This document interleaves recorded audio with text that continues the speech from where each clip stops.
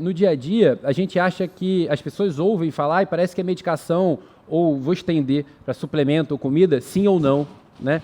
E a dose é tão importante quanto, né? Então, responde, Roger, por favor. Pois é, de fato a gente tem que ficar bem atento a isso, porque a subdose não vai tratar. É lógico que o paciente, às vezes, com 0,6 de liraglutida, ele começa a ter redução do seu apetite, mas isso vai ser transitório. E aí, por isso que é uma semana o prazo para que você possa ir aumentando a dose a cada 0,6 de progressão semanal. O uso... É lógico, falando na prática, tem pacientes que você não fica em 3, não consegue, o paciente não tolera. Como tem paciente que não tolera você fazer dipirona 1 grama, você tem que fazer menos, porque o paciente tem efeito colateral muito mais intenso.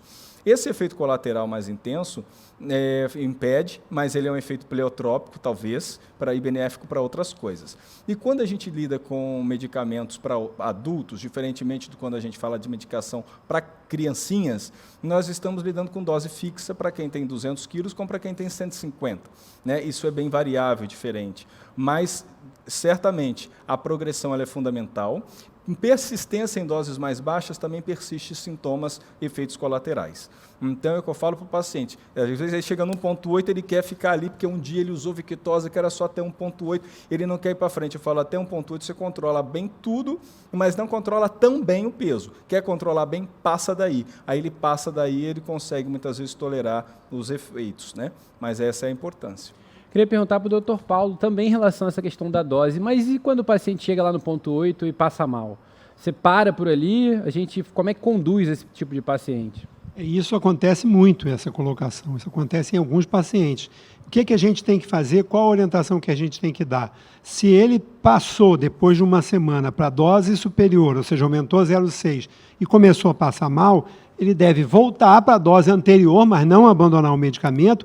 E aí sim, a postura do médico que está acompanhando esse paciente é muito importante para avaliar nutrologicamente a parte alimentar desse paciente, que muitas vezes o passar mal está relacionado a uma alimentação inadequada, às vezes desbalanço hidroeletrolítico, às vezes uma baixa de pressão arterial, outras vezes uma baixa de hipoglicemia, às vezes não está comendo proteína, às vezes está ingerindo muita quantidade de gordura, a quantidade excessiva de gordura numa refeição está muito relacionada, hoje em dia a gente sabe, à apresentação da náusea e do vômito.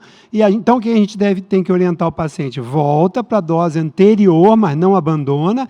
A gente revê a parte nutricional desse paciente, o que ele estava se alimentando, e aí sim, depois disso, controlado, a gente deve buscar de novo chegar aos 3 miligramas para poder ter essa pleiade, conforme o Dr. Roger explicou, essa pleiade em vários tropismos diferentes, que é aí o tal do efeito pleiotrópico do medicamento. E com isso obter o máximo de resultado em termos de uma doença que acomete tanto o nosso organismo como um todo, como é a obesidade, né?